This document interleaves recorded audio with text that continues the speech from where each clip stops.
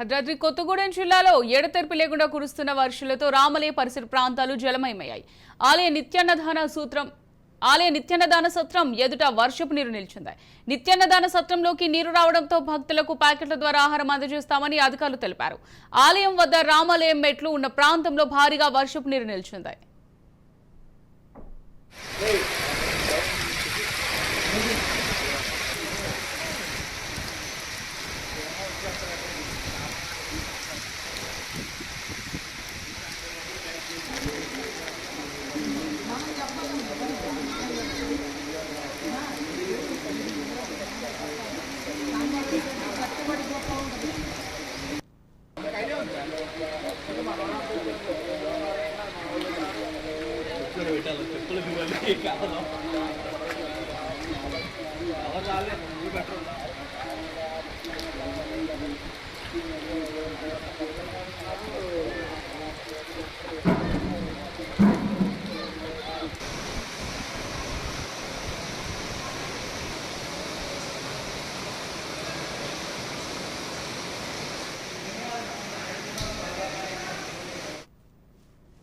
Right, ఇక ఇదే అంశానికి సంబంధించి మరింత సమాచారం మా ప్రతినిధి నవీన్ అందిస్తారు. నవీన్.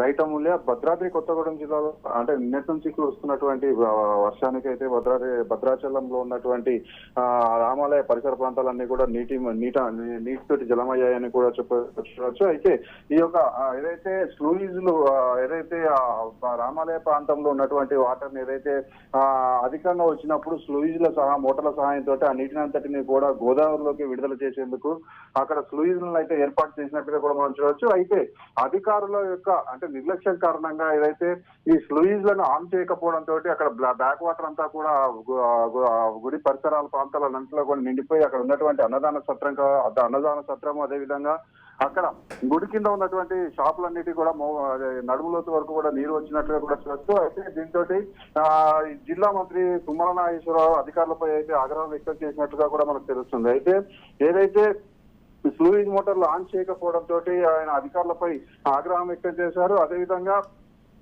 ఇప్పుడు మనం చూసుకుంటే ఇప్పుడు భద్రాచలంలో ఉన్నటువంటి భద్రాచలం రంగనాయకుని గుట్టపై ఉన్నటువంటి హరినాథ బాబా ఆలయం కూడా ప్రమాదకరంగా మారిందని కూడా చెప్పొచ్చు.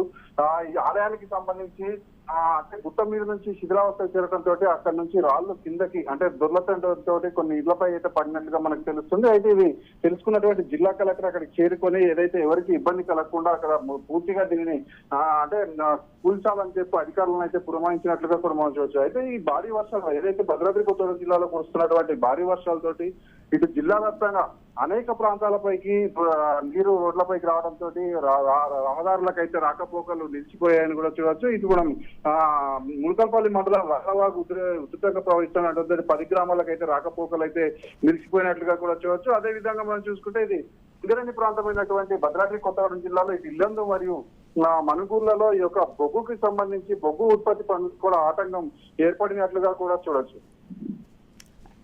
Right, thank you Naveen.